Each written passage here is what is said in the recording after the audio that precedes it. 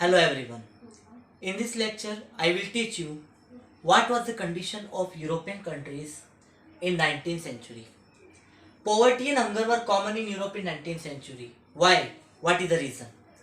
I tell you the reason that in 17th, 18th century, there was continued migration of labor due to industrialization. Because industrialization started in European countries, you know it very well. So there was continued migration from all over countries toward Europe. Means Europe was the central country in the world.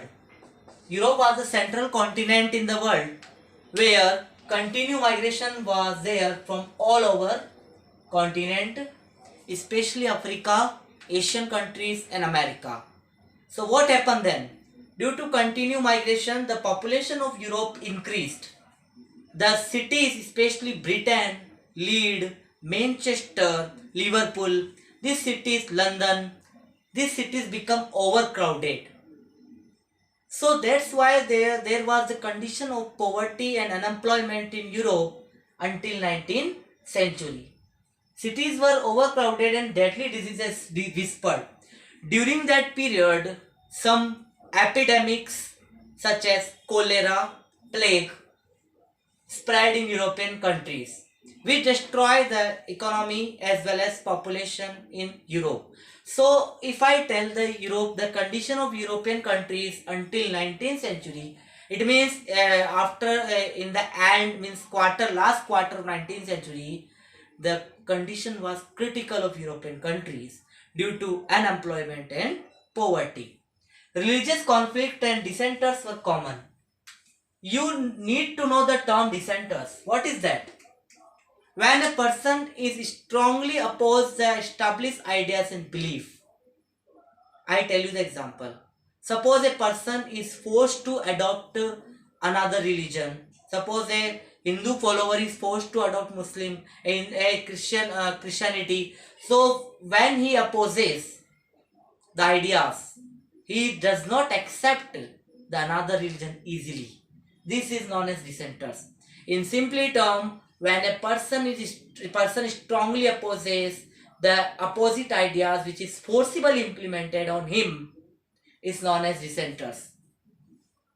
Religious conflict and dissenters were common because European countries become the hub of all religion, because due to migration from many countries, from many continents, the laborers moved to our European countries. They were belong to various religion. So they wanted to establish their religion and power in Europe. So the religious conflicts and dissenters were common. Again I am telling you, religious conflict means when two religious group dominate to each other. And dissenters mean when a person does not accept the other religion easily, which is forcibly implemented to him. He strongly believes established ideas and belief. He strongly opposed the established ideas and belief. Slaves were captured from Africa for European market. I tell you the point that in 19th century slave trade started. Why? What is the reason?